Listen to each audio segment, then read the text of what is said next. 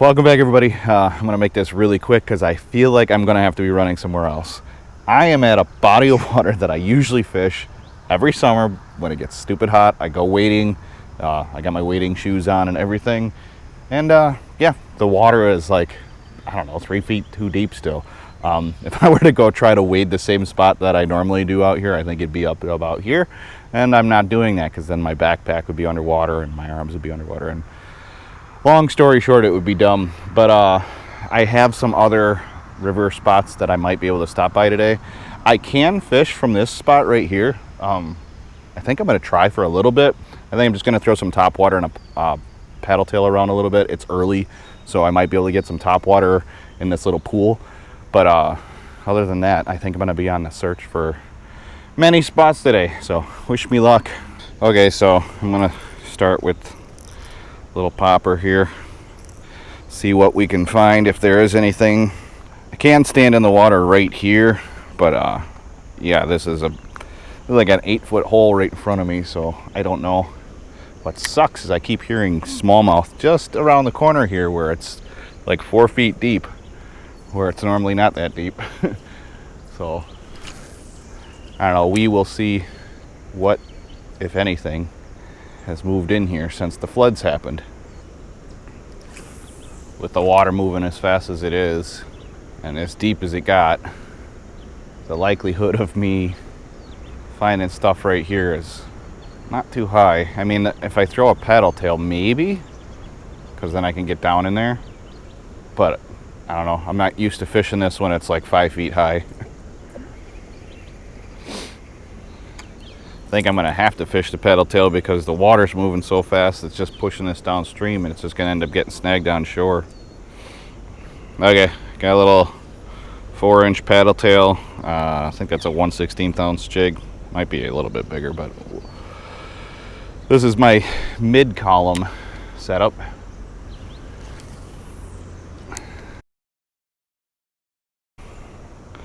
Okay, I didn't want to have to do it today, but night crawler, jig head. We could get any more simple than that, but we'll find out if there's anything even down here feeding. I thought I just saw a couple northern pike right at my feet, and they didn't want anything to do with the paddle tail. So let's see. Night crawler, jig head, if there's fish around, almost always catches something. So let's just see if there's anything willing to bite. See if the water's moving too fast to do this.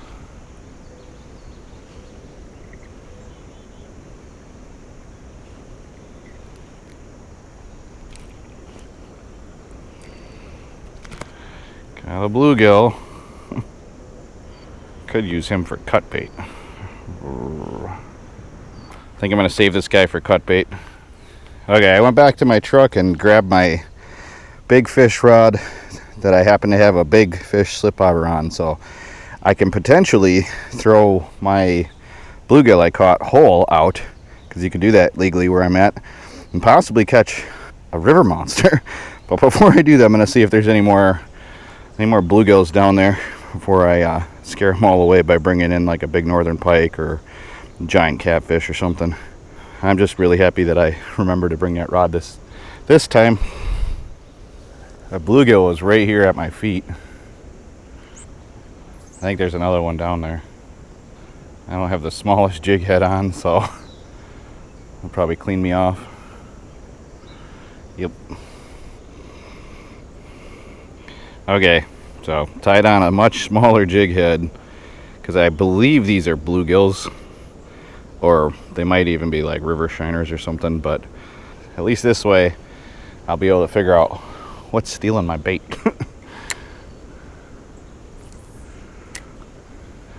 Real simple little tiny jig head.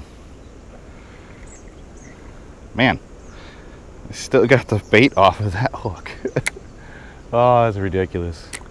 They gotta be like minnows or something, because even a bluegill would have got that. I know what I could do. Hey, have an idea. Okay, tied a bobber, put a bobber on. Always bring pencil bobbers with me in case I want to try and catch some little fish, bait fish and stuff like that. I think This will help a little bit, because if the hook sits horizontal and they bite it, it's a lot easier for me to hook them than kind of dragging it.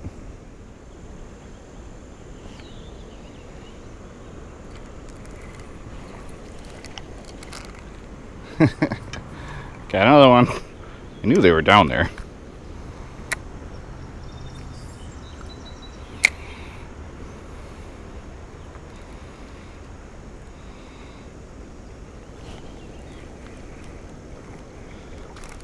Got another one.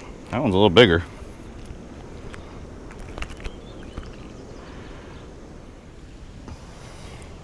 Okay, dispatched of one of the little guys.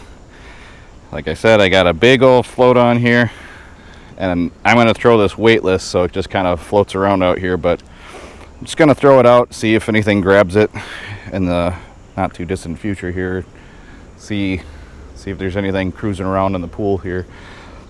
Sometimes there's a bunch of fish in here, sometimes there's not. So we'll make a couple casts and see if anything grabs it. Nothing grabs it. Might go back to bluegill fishing because that's all I could get to bite.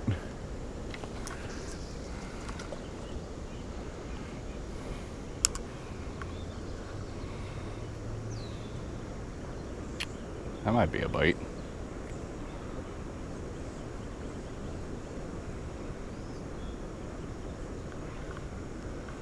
Yep.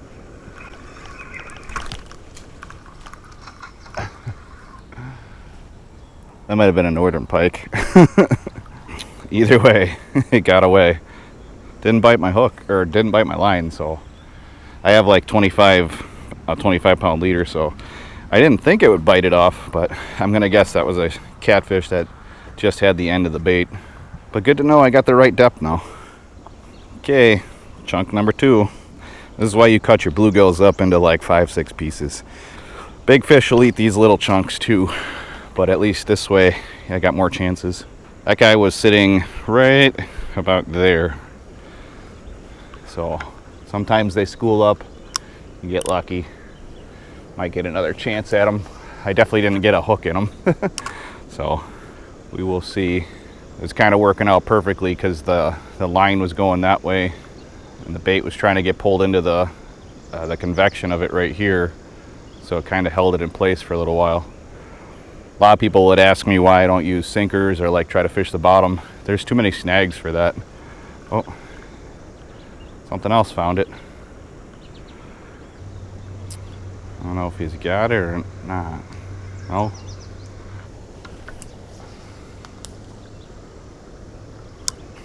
You might ask why I'm casting exactly in this spot. So there's a current seam that comes in here and there's current that comes over here. This current seam gets pushed this way towards the shoreline, and there's a hole straight in front of me. So like I said, it's about an 8-foot hole. I'm only fishing like 5-6 feet down, maybe 5 feet down actually. And yeah, I'm just letting it drift through like an injured bluegill naturally would come out of that chute. So biggest thing is to try to keep it realistic here. Oh, something just pounded it off the bottom. Getting bites, that's all that matters. Try a little bit further outside the swirl. That's what I did the last time, and like I said, the way the line was getting pulled around, the bait was getting sucked into the vortex of like where the current seam is, and then the line is getting sucked in that way on the back eddy. So it's literally kind of holding it in place, which is perfect for when you're doing weightless stuff, because then it's just kind of moving around down there. We'll find out if it works. I had one good take so far. We'll see how many more I get today. It's been a long time since I caught one. I think the last time I was catfishing was this spring. Yeah, it was this spring when I was catching all the giants. If you guys didn't see the giant catfish videos and you like catfishing, I'll put them at the end of this video. That was a blast. Okay, we'll check back in if I get a bite.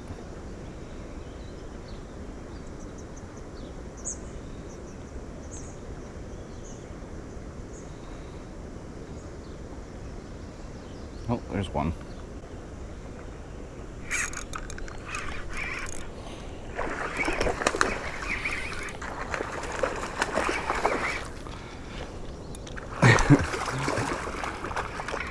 not a giant, but it's a fish.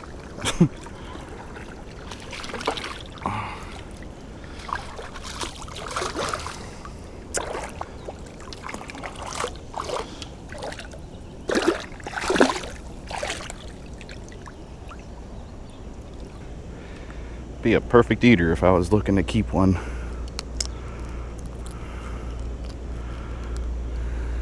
That hook worked perfectly. All right, just gonna let this guy go. I still have my bait. Yay, no skunk. That worked out exactly the way I needed it to.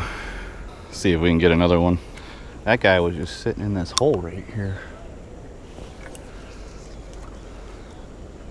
But you guys seen how it was hooked? That's why I run the bobber and the weightless rig here.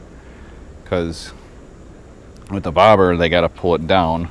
So they have to go up on the hook. And when they turn to go down, they already do the turning of the hook into the corner of their mouth for you. It's kind of like running a circle hook, except I don't have to do any work here. And if I want to set the hook, I can. I'll list all this stuff down below so you guys can do the same thing. It's really fun.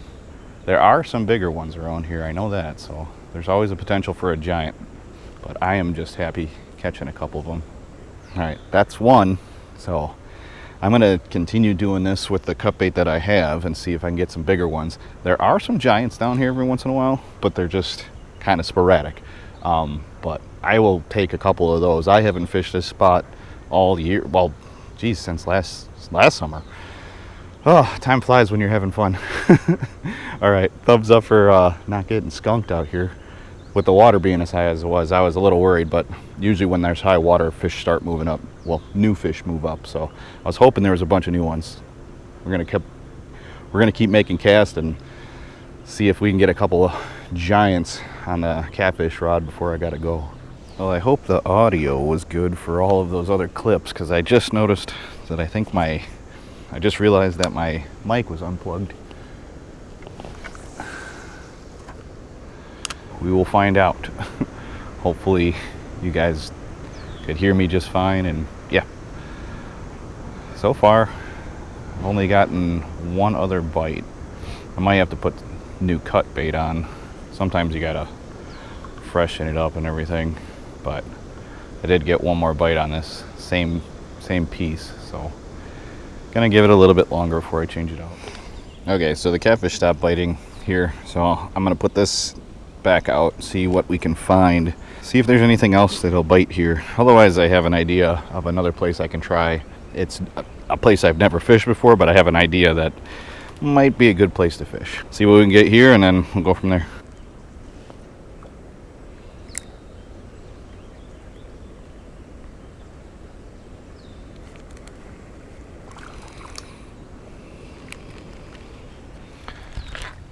Plenty of bait around.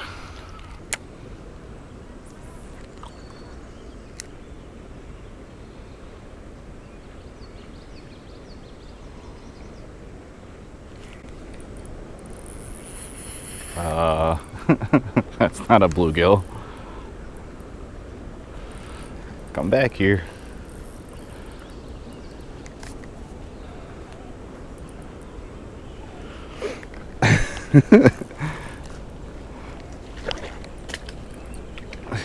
Bit like a bluegill, so it's either a drum or possibly a carp. Might be a catfish.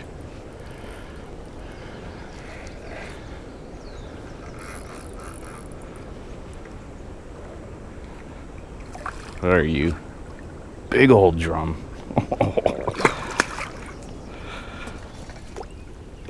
That's a big drum.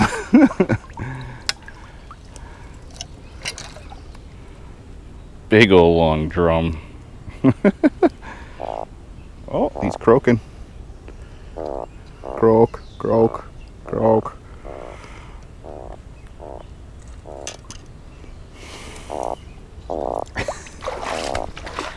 You're so loud.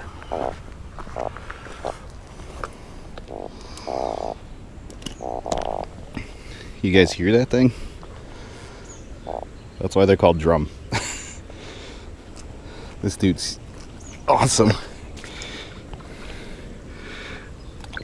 Big ol' healthy drum.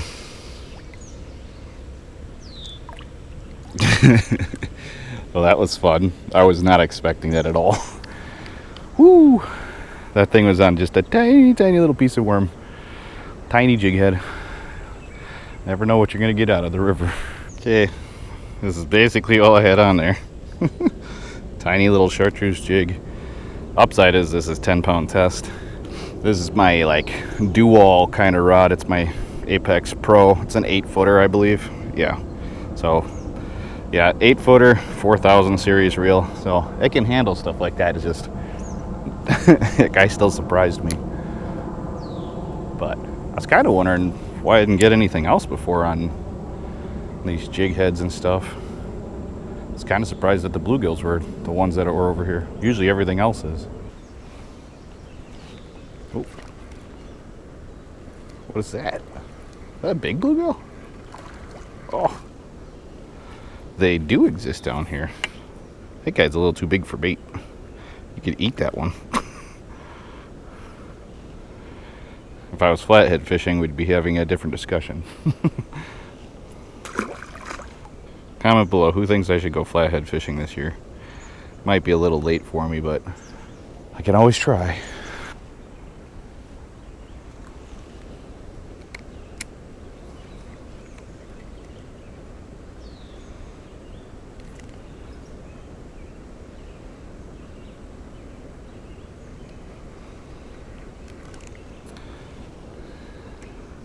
There's some more bait. Can even use that guy whole if I wanted to.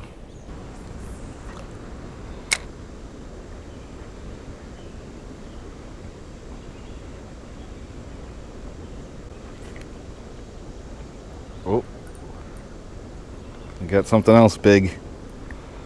What is this?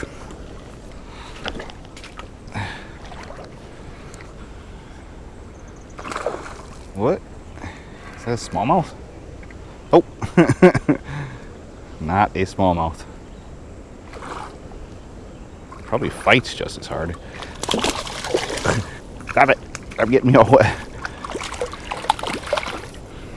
Another drum. Not quite as big as the other one, but drum nonetheless. Little fighters.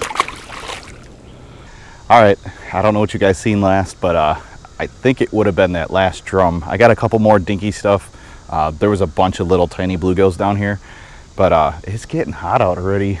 It's one of those weeks in this year where it's like 85 by 9. So I think I'm gonna head home right now. I might stop by a few other places, but it's really just stupid, ridiculously hot. Like I'm already like dehydrated and stuff, and I've only been fishing here for like 3 hours. But I did catch one catfish on some cut bait and then 2 decent sized drum, and then I got that one bigger bluegill. I know that they can be down here, but I don't think I've ever actually caught enough like big bluegills to like make a fish fry. One of these times I got to come down here and just target those, try to pick it apart and learn it a little bit better. But all else fails, jig head, little piece of crawler, and I like using those pencil bobbers because that way you can kind of just bounce it across the bottom real lightly. But yeah, I think I'm gonna call it on that one, and hopefully you guys enjoyed this short little video. I wanted it to be longer, but it's just way too hot out here, so I will see you guys next time.